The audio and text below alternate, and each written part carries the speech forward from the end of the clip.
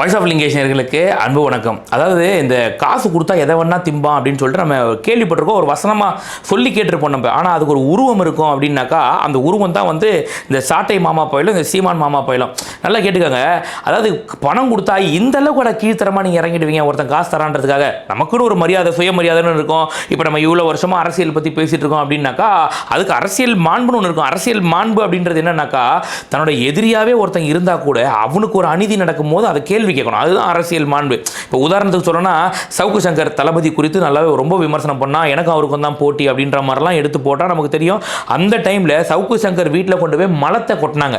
அப்படி கொட்டும் போது நம்ம அதை எதிர்த்து கேள்வி கேட்டோமே தவிர இந்த ஊப்பிக்கல் மாதிரி தூய்மை பணியாளர் பற்றி தவறாக பேசுகிறான். அது எப்படி தவறாக பேசலாம்? அது தவறு. அந்த மாதிரி தூய்மை பணியாளர் எவ்வளோ கஷ்டப்படுறவங்க அப்படின்னு சொல்லிட்டு ஊப்பிக்கல் மாதிரி முட்டா கொடுத்தோம் நம்ம. இல்லை, இது எப்படிங்க நீங்கள் நடத்தலாம்? இதுக்கு பின்னாடி யார் இருக்கா? இது ஏன் இப்படி பண்ணுறீங்க? இது எவ்வளோ சர்வாதிகாரத்தின் உச்சம் அப்படின்னு நம்ம கேட்டோமா இல்லையா? நமக்கு பிடிக்காத ஆளாக இருந்தால் கூட கேட்டோமா இல்லையா? அதே மாதிரி இந்த சாட்டை மாமா பையன் இவனை வந்து கலைஞர் குறித்து ஒரு பாடல் பாடணும் அப்படிங்கிறதுக்காக இவனை வந்து இந்த குற்றாலத்தில் இவன் குடிச்சிட்டு இருக்கும்போது கைது பண்ணாங்க இவனை. அந்த டைம்லேயும் வந்து இது என்ன தவறாக இருக்குது? இது ஒருத்தர் பாட்டு பாடுறாங்கன்னா இதுக்கு முன்னாடி ஆல்ரெடி இருந்த பாட்டை தான் பாடுறாங்க. அப்போ ஆல்ரெடி பாடினவனை கைது பண்ணாமல் திரும்ப பாடுறவனை எப்படி நீ கைது பண்ணுவ? இது சர்வாதிகாரத்தின் உச்சம் அப்படின்னு நம்ம அப்பயே குரல் கொடுத்தோம். ஊப்பிகள் மாதிரி கலைஞர் வந்து 5 முறை முதலமைச்சராக இருந்தவர். அவர் எவ்வளோ பெரிய மகான் தெரியுமா? அவரை பற்றியா நீங்கள் இது மாதிரி பேசுவீங்க, அவரையா கொச்சப்படுத்துவீங்கன்னு முட்டா கொடுத்தோம் நாங்கள். தவறு நடக்கும்போது தவறுன்னு கேட்டோமா இல்லையா?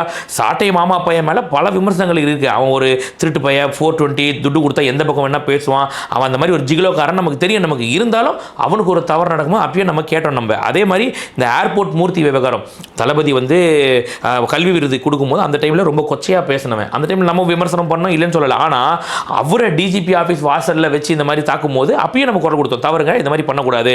அதாவது நீங்கள் ஒரு கருத்தியலாக தான் நீங்கள் எதிர்கொள்ளணும், இந்த மாதிரி எப்படி நீங்கள் பண்ணுவீங்க நம்ம அப்பயும் நம்ம கேட்டோம். நம்ம திமுக கார மாதிரி வந்து இவர் வந்து எப்படி பண்ணார் தெரியுமா, இவர் அப்படி பண்ணார் தெரியுமா, இவர் பேசிய வார்த்தைகள் எவ்வளோ தவறு தெரியுமா, கையில் கத்தி வச்சிருந்தாரு, பேனா கத்தி வச்சிருந்தாரு, அது எப்படி அவர் தற்காப்புக்கு யூஸ் பண்ணாரு, முட்டா கொடுத்தோம் நாங்கள். இல்லை தவறு நடக்கும்போது தவறுன்னு கேட்டோம். பிடிக்காத நபர்களாக இருந்தால் கூட அரசியல் மாண்பு அப்படிங்கிறது அவருக்கு ஒரு அநீதி நடக்கும்போது அதை எதிர்த்து கேட்கணும். ஆனால் இந்த சாட்டை மாமா பையன் எந்த அளவுக்கு கீழ்தரமாக நேற்று நைட்டு பொட்டியை வாங்கிட்டு பேசியிருக்கான் அப்படின்னாக்கா, அதாவது தளபதி அவர்கள் இந்த சுற்றுப்பயணத்தில் முதல்ல திருச்சியிலேருந்து ஆரம்பிக்கிறார். அங்கே சத்திரம் பேருந்தில் தான் வந்து பேசுறதுக்கு அனுமதி கேட்டார். நம்ம எல்லாருக்குமே தெரியும், தாவேக்கா எது பண்ணாலும் அதுக்கு அனுமதி மறுப்பு அப்படின்றது மேலிடத்து உத்தரவு இவங்களுக்கு கொடுத்துருக்காங்க. அதை தான் இவங்க பண்ணுறாங்க. இவங்களை சொல்லி குத்தம் இல்லை, விடுங்க. ஆனால் இந்த இடம் எங்களுக்கு வேணும் அப்படின்னு சொல்லும்போது கொடுக்குறாங்க. ரெண்டாவது விஷயங்க, ஒரு தூரத்துலேருந்து பார்க்குறவனுக்கு என்ன தோணும்? ஏங்க அவங்க அந்த இடத்துல பேசணும்னு சொல்கிறாங்க, அங்கே ஏங்க அரேஞ்ச் பண்ணி கொடுக்க மாட்டீங்க? அங்கே போக்குவரத்து நெரிசல் ஏற்படும்னா அதை சரி பண்ண தானே காவல்துறை நீங்கள் இருக்கிறீங்க. ஏன் திமுக மேடைகள் போடும்போது அந்த மேடைகள் போடுற இடத்துல போக்குவரத்து நெரிசல் வந்ததே கிடையாதா? ரோட்டை மறிச்சு ஒரு இடம் ஃபுல்லாக நீங்கள் வந்து அதை ஒரு சாலை வழி ஃபுல்லாக மேடையை போட்டு இன்னொரு பக்கம் ஒன் வே மாதிரி ஆக்கி விட்டது இல்லையா நீங்கள்? அதெல்லாம் காவல்துறை பண்ணும்போது ஏன் இதை பண்ண முடியாது அப்படின்னு ஒரு பொதுவாக பார்க்குறவன் கண்டிப்பாக கேட்பான். ஆனால் இந்த சாட்டை மாமா பையன் எனக்கு தாவேக்காவை பிடிக்காது, விஜயை பிடிக்காது, அதனால் முதலாளி கிட்ட பெட்டியை வாங்கிட்டு அவங்களோட அதாவது ஊப்பிக்களோட வாயாகவே மாறி நேற்று பேசியிருக்கான் இந்த சாட்டை மாமா பையன். திருச்சியில் சத்திரம் பஸ் ஸ்டாண்டில் போய் அனுமதி கேட்டிருக்காங்க. சத்திரம் பஸ் ஸ்டாண்டுங்கிறது எனக்கு தெரிஞ்ச ஒரு 4-5 வருஷமா கூட்டணத்துக்கு அனுமதியே கொடுக்குறது. நாங்களும் தலையாள நின்று தண்ணி குடிச்சு கூட அனுமதி கேட்டிருக்கோம், கிடைக்கல. இப்போதாங்க ரீசெண்டா இவர் மூக்காமுத்து இறந்தார் இல்லையா, அந்த டைம்ல போய் பொட்டியை வாங்கினவனுங்க காலி பண்ணான என்னன்னு தெரியல. இப்போ தளபதியோட இந்த சுற்றுப்பயணம் அட்டவணை வந்த உடனே போய் திருப்பி இன்னொரு பொட்டியை வாங்கிட்டு வந்துருப்பானுங்க போல.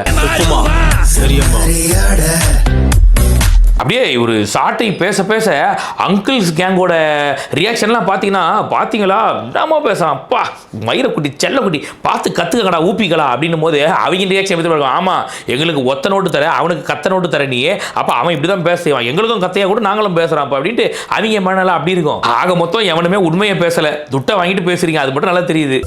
500 ரூபாய் இந்த விஷயத்தை யார்ட்ட சொல்றாரா? என்ன சகோ இப்படி கேட்ட? எங்க அம்மா மேல சத்தியமா சொல்றேன், அந்த மாதிரி ஜாதியில போறல. சாட்டை வந்து பாத்தீங்கன்னாக்கா அப்படியே கத்தையா நோட்டு வாங்கி பழகிட்டாப்ல. இப்போ வந்து ஒரு படி மேல போய் அண்ணனையே மிஞ்ச போறாப்ல. இதுக்கப்புறம் இந்த பெட்டி வாங்குறது எப்படி அப்படிங்கிறது பாத்தீங்கன்னாக்கா சாட்டை சீமான கிளாஸ் எடுக்கிற அளவுக்கு பொட்டி வாங்க ஆரம்பிச்சிருக்கான். தளபதி சொன்னார் இல்லையா, 2 பேருக்குள்ளதான் போட்டி அப்படின்னு, அரசியல் போட்டி திமுக தாவேக்கா அப்படின்னு சொன்னாரு. ஆனா பொட்டி வாங்குறதுல போட்டி இருக்கு. அது யாருக்கு தெரியுமா இல்லையா? மணி இந்த பேங்க் மாதிரி பாத்தீங்கன்னாக்கா ஆன்டி வெரியன் சீமானுக்கும் ஐட்டம் சாட்டைக்கும் இவங்க 2 பேருக்குள்ளதான் 2 பேருக்குள்ளதான் போட்டி. யார் அதிகமா பொட்டி வாங்குறது அரசியல் கட்சி கிட்ட அப்படின்ட்டு தான் இன்னைக்கு இறங்கியிருக்கானுங்க.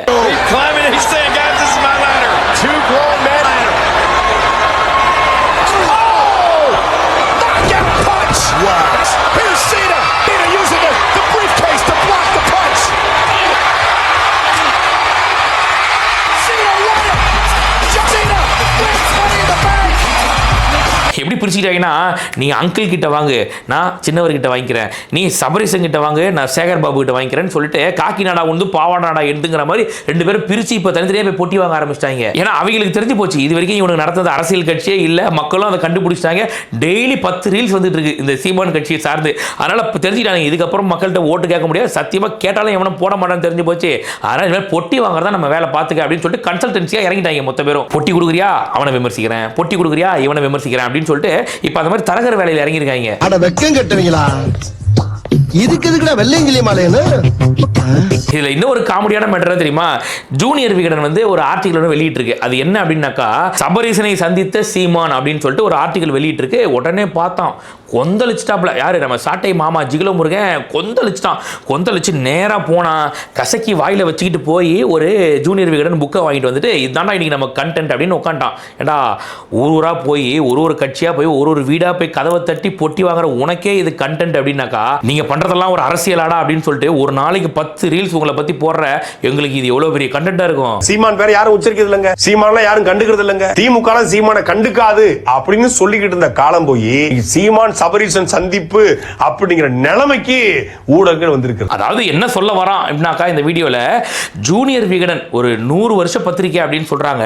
இந்த ஜூனியர் விகடன் இவ்வளவு கீழ்த்தரமா ஒரு அவதூறு செய்திகளாங்க பரப்பும் அப்படின்னு கொந்தளிக்கிறாங்க. என்னங்க கொஞ்சமாவது உங்களுக்கு ஒரு அறிவு இருக்க வேணா? யாரை பார்த்து என்னங்க பேசுறீங்க? துளசி கூட வாசம் மாறினாலும் மாறும், ஆனா எங்க தவசி வார்த்தை மாற மாட்டான் அப்படிங்கிற மாதிரி, சூரியன் கூட திசை மாதிரி உதிச்சாலும் உதிக்கும், ஆனா எங்க சீமான் அண்ணன் எந்த திசை பக்கமும் போக மாட்டாரு அப்படின்னு சொல்லிட்டு கொந்தளிக்கிறான். சீமான் நிர்மலா சீதாராமன் சந்திப்பு, சீமான் ரஜினிகாந்த் சந்திப்பு, சீமான் ஸ்டாலின் சந்திப்பு, சீமான் சபரீசன் சந்திப்பு, இப்ப அடுத்து என்ன சீமான் மோடி சந்திப்பு, சீமான் அமித்ஷா சந்திப்பு, சீமான் ட்ரம்ப் சந்திப்பு. சந்திச்சா என்ன தப்புங்கிற? நோய் என்ன நீ பைத்தியக்காரனவே நினைச்சிருக்கிறல்ல நீ? இல்ல உண்மையிலேயே சொல்றேன், எங்க வாயில தான் அசிங்கமா வந்துட போகுது. இப்ப ஜூனியர் விகடன் எழுதுனதுல என்ன தவறு இருக்கு? ஜூனியர் விகடன் இல்லாத எழுத மாட்டாங்க, சோர்ஸ் சொல்லியிருக்கோம், அந்த சோர்ஸ் மூலியமா தான் எழுதியிருப்பாங்க, எல்லாமே கரெக்ட் இல்லங்க. அதெல்லாம் ரொம்ப தவறான ஒரு விஷயங்க. நாங்களும் அவங்களும் வந்து பார்த்தீங்கன்னா எலியும் பூனையுமா சண்டை போட்டுட்டு இருக்கிறோங்க அப்படின்னாக்கா, எலியும் பூனையும் தான் போயிட்டு தயாளு அம்மா எங்க அம்மா மாதிரி, அழகிரி அண்ணன் எங்க அண்ணன் மாதிரி அப்படின்னு சொல்லுமாடா? இப்போ அழகிரியை நான் அண்ணன் தான் கூப்பிடுவேன், தயாள் அம்மாவை அம்மன் தான் நான் கூப்பிடுவேன். அப்படி இருக்கும்போது உங்களுக்கு தெரியுது என்னென்ன. இல்ல இப்ப நீங்களே யோசிச்சு பாருங்க, தயாளு அம்மா எங்க அம்மா மாதிரி, அழகிரி அண்ணன் எங்க அண்ணன் மாதிரி அப்படின்னு பொட்டி வாங்கிட்டு வந்து 5 நிமிஷத்துக்கு செய்தியாளர் பார்த்து பேசுறான் அப்படின்னாக்கா, இப்ப பொட்டி காலியானதுக்கு அப்புறம் சபரிசை எங்க சகல மாதிரின்னு சொல்லி போய் பார்த்துருக்க மாட்டீங்க நிச்சயம். சகல சமையல் தான், மருந்து தான், படிப்பு படிப்பு தான். இல்ல உங்களுக்கு பொட்டி வேணும்னா தயாளு அம்மா அம்மா ஆயிடுவாங்க, அழகிரி அண்ணன் அண்ணன் ஆயிடுவாப்புல, சபரீசன் சகலை ஆயிடுவாப்புல, எல்லாம் ஓகே. ஆனா ஏன்டா பொட்டி வாங்குற நாயே அப்படின்னு கேட்டாக்கா, வீண் அவதூறு பரப்புறாங்க இவங்க அப்படின்னு பேசினா இது எப்படி எடுத்துக்கிறது? இந்த இவனுக்கு ஒரு சீட் எடுத்து பாருங்க ஐயா, வெறும் பொய்யா சொல்லிக்கிட்டு தெரியலாம். சரி, நான் இன்னொரு விஷயம் சொல்றேன் பாருங்க. அதாவது ஒரு 100 வருட பத்திரிகை அவங்க வந்து ஒரு செய்தி ஒன்று வெளியிடுறாங்க அப்படின்னாக்கா, பொய்யான செய்தியே சொல்ல முடியாது. ஏன்னா பொய்யான செய்தி சொன்னாங்க அப்படின்னாக்கா அவங்க மேல கேஸ் போடலாம், அவங்க மேல எவ்வளவு வேணா நீ டிஃபர்மேஷன் சூட் ஃபைல் பண்ணலாம். நீ அவங்க மேல, அதாவது மான நஷ்ட வழக்கு, என்னை வந்து அவதூறு பரப்பிட்டார் என் மேல, இதை வந்து பல பேர் படிச்சதால என்ன வந்து ரொம்ப மன உளைச்சலுக்கு ஆளாயிட்டேன், எனக்கு இத்தனை கோடி நீங்க தரணும் அப்படின்னு சொல்லிட்டு தாராளமா அவங்க மேல கேஸ் ஃபைல் பண்ணலாம். ஏன் கேஸ் ஃபைல் பண்ணல? இன் கேஸ் ஜூனியர் விகடன் தவறான செய்தியை போட்டிருந்தாங்கன்னா கேஸை போடு. அப்போ அவன் போட்ட செய்தி தவறான செய்தி கிடையாது, உண்மையான செய்தி உனக்கும் தெரியும்.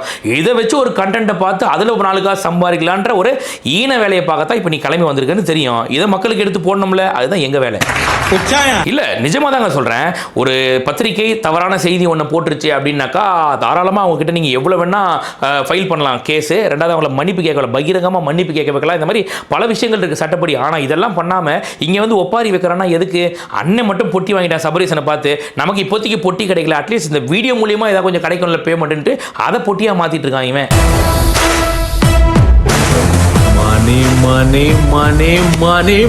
இல்ல நான் இன்னொரு கேள்வி ஒன்று கேட்குறேன் சாட்டை மாமா பைய கிட்ட. உண்மையான செய்தியை ஜூனியர் விகடன் வெளியிட்டதுக்கே இந்த அளவுக்கு கொந்தளிக்கிறிய நீ. இப்போ நீ ரீசெண்டாக ஒரு ஸ்டோரி கூட ஒன்று போட்டிருந்த, அது என்ன போட்டிருந்தேனாக்கா, 2 பேருக்குள்ள தான் போட்டின்னு தளபதி சொன்னதை எடுத்து வச்சு இந்த மாதிரி வந்து ஒரு பெண் வழக்கறிஞர் வந்து ஒரு வீட்டில் திருடிட்டாங்க அப்படின்றதையும், திமுகவில் வந்து பார்த்தீங்கன்னாக்கா ஒரு ஓடுற பேருந்தில் வந்து 5 சவரன் நகை எடுத்தாங்க திருடினாங்கன்னு சொல்லிட்டு வந்துச்சு இல்லையா? யார் இது? சித்தப்பு நீங்க எப்போ வந்தீங்க? Uncle what uncle is very wrong uncle.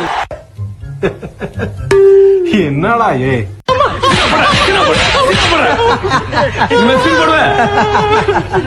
இப்ப இந்த பெண் வந்து ஒரு நகையை திருடினதை வந்து தாவேக்காவோட பெண் நிர்வாகி அப்படின்னு தந்தி டிவி எடுத்து பரப்பிச்சு போலியா? அதை நீ என்ன எடுத்து போட்ட, இதை என்ன எடுத்து போட்ட, ஓ இதான் உங்களுக்குள்ள போட்டியான்னு போட்ட. ஒரு ஆராய மாட்ட, என்ன சொல்ல வராங்க, இது உண்மையா இருக்கும் அப்படின்றதெல்லாம் கிடையாது. ஒன்று வந்துருச்சு, தந்தி டிவி எடுத்து பரப்புனான்னா உடனே அதை எடுத்து போட்டுருது. அதுக்கப்புறம் விர்ச்சுவல் வாரியர்ஸ் யாருன்னு காமிச்சாங்க, பாத்தியா இல்லையா அந்த பொண்ணு யாரு அப்படின்னுட்டு. இந்த அசிங்கம் உனக்கு தேவையா? இல்லை, இப்போ நான் என்ன கேட்குறேன்னா, ஒரு உண்மையா ஜூனியர் விகடன் வந்து இவன் போய் சபரிசன் காலில் விழுது காலமைக்கு பெட்டி வாங்கினா அப்படிங்கிறது எடுத்து போட்டதுக்கே உனக்கு இவ்வளோ கோவம் வருது அப்படின்னாக்கா, ஒரு பொய்யான செய்தியை தாவேகா குறித்து நீ பரப்புற அப்படின்னாக்கா அப்போ எங்களுக்கு எவ்வளோ கோவம் வரும்? இல்லை, திமுகவோட பெண் நிர்வாகியை தாவேகாவோட பெண் நிர்வாகின்னு தந்தி டிவி எடுத்து போடுதுன்னா அதோட உண்மைத்தன்மை தெரியணுமா வேணாமா உனக்கு? உடனே வந்து இப்படி பேசுவே நீ. சரி, உங்க வண்டவாளத்தை எடுத்து தண்டவாளத்தை ஏற்றிடுவோமா நம்ம இப்போ?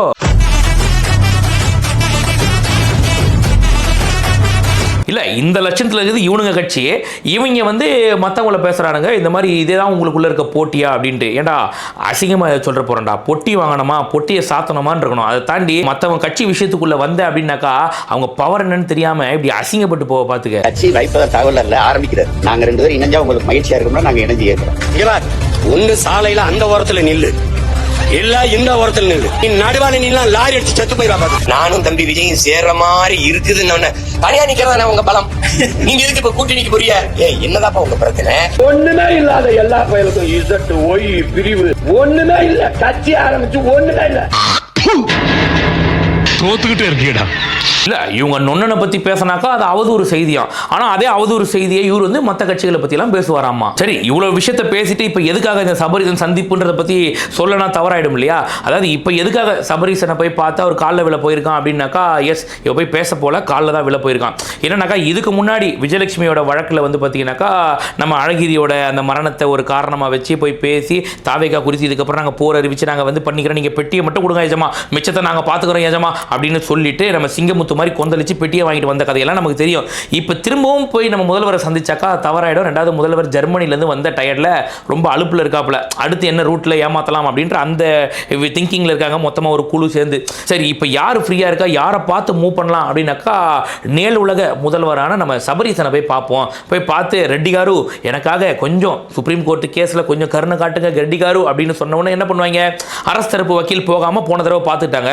இந்த தடவை அரசு தரப்பு வக்கீல் வந்துட்டாங்க. வந்து என்ன பண்ணிட்டாங்கன்னாக்கா, அண்ணனுக்கு 6 வருஷம் சிறை அப்படின்றது உறுதியாகிற மாதிரி இருக்கு. நான் சொல்ல, இந்த திமுகவோட உருட்டு வானவில் இருப்பாங்க இல்லையா, அவங்களே எடுத்து போட்டிருக்காங்க பாருங்க. ஸோ இப்போ அந்த 6 வருஷம் ஜெயிலில் இருந்து எப்படியாவது தப்பிக்கணும் அப்படின்னாக்கா அரசு தரப்பு வக்கீல் போகாமல் இருக்கணும். அது போகாமல் இருக்கணும்னா தமிழக அரசு, அந்த அரசை ஆளக்கூடிய முதல்வர், துணை முதல்வர், இந்த நேலுலக முதல்வர் இவங்களெல்லாம் போயிட்டு ரெட்டி காரு அப்படின்னு பண்ணா தான் இதில் ஒரு தீர்வு கிடைக்கும். அண்ணன் வந்து ஆமகரிக்க சொல்ல முடியும், பொட்டி வாங்க முடியும் அப்படின்றதால இப்போ போயிட்டு இந்த சபரீசன் சந்திப்பு, இதை தாண்டி வேற எதுக்கும் கிடையாது.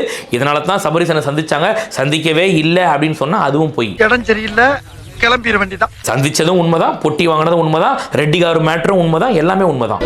ரெட்டி காரு, நமக்குள்ள நடக்கிற இந்த டீலிங் வெளி உலகத்துக்கு தெரியக்கூடாது. தெரிஞ்சா அசிங்கமாயிரும். யாருக்கு? எனக்கு. ஐயோ, ஆனா மொச பிடிக்கிற நாய் மூஞ்ச பார்த்தே கண்டுபிடிப்போம் அப்படிங்கிற மாதிரி ஒட்டுமொத்த பேரும் சொல்லிட்டு இருக்காங்க. இவன் சபரீசனை சந்திச்சானா இல்லையா அப்படின்னு சும்மா கேட்டாலே இவன் போய் சந்திச்சிருப்பாங்க. இவன் என்ன இவனுக்கு அரசியலா பண்ணிட்டு இருக்கான், அதாவது இவங்க தான் என் எதிரி அப்படின்னு சொல்லிட்டு எதிரியோட போர் போனா பரவாயில்ல, வர எல்லாரையும் எதிரி எதிரி. இவனோட போர் விஜயகாந்தோட போர்னா, எம்ஜிஆர் குறித்து தவறா பேசலாம், பெரியார் குறித்து தவறா பேசலாம். இவங்க எல்லாரை பத்தியும் ஒரு காலத்தில் இவன் நல்லாவும் பேசியிருக்கான். அந்த மாதிரி அரசியல் பண்ணவே தகுதி இல்லாதவங்க இவங்க எல்லாம் கண்டிப்பா போய் சபரீசனை பார்த்துருப்பான் அப்படின்ற மனநிலை தான் எல்லாருக்கும் இருக்கு. ஸோ இப்போ வந்து அதாவது ஜூனியர் விகடன் தவறான ஒரு ஆர்டிகளை வெளியிட்டுருச்சு அப்படின்னு சொன்னு வச்சுக்கோயே, மொச பிடிக்கிறதா மூஞ்ச பார்த்தே கண்டுபிடிச்சிரும் நாங்கெல்லாம். ஆனா ஒண்ணு உண்மையிலேயே சொல்றேன், இந்த ஊப்பிக்களையே மிஞ்சிற ஒரு பெரிய ஊப்பியா இருப்படா நீ. ஏன் தெரியுமா, அவங்களாவது ஒத்த நோட்டு வாங்குறாங்க, நீ கத்த நோட்டை வாங்கிட்டு கத்த கத்தியா போய் சொல்ற பாத்தியா. சத்திரம் பஸ் ஸ்டாண்டுக்கு ஒரு விளக்கம் சொன்ன பாரு, வேற லெவல்ரா நீ. இப்படியே இதே மாதிரி கீழ்த்தனமா கேடுகட்டத்தனமாவே அரசியல் பண்ணு, தேசனி மாத்தி கீர்த்திக்க போற. அஜித்தை பாராட்டுறாரு விஜய், அரசியலுக்கு வந்ததுனால அஜித்தை பாராட்டுறாரு. விஜய் அரசியலுக்கு வந்ததுனால அஜித்தை பாராட்டல. Once Ajith fan always Ajith fan. நான் இன்னைக்கு இல்ல அன்னைக்கு எப்போதுமே அஜித் ரசிகர் தான். அஜித் குமாருக்கும் பசுமந்தி ஐயாவுக்கு என்ன சம்பந்தம்? அவன் அவருடைய ரத்தமா, உறவா, சொந்தமா? அவன் மலையாளி, சொந்தமா அவன் மலையாளி. அவன் எதுக்கு நீ கொண்டாடுற? வேதாளம் படம் வந்துச்சுன்னா அவன் சூடத்தை ஏத்துறான், அப்படியே சூடம் உடம்புல போட்டு எரிஞ்சு சாவும். அயோக்கிய நாய். தேவர படத்தை போடுறான், இங்கிட்ட அஜித் குமார் படத்தை போடுறான். அயோக்கிய பயிரடா, அடிச்சு மண்டையோட சுட்டுவோம், கொலைச்சு போடுவோம். கேடு கேட்ட கேரக்டர் ஊடு கட்டி அடிக்கலாம் வாங்கலாம்.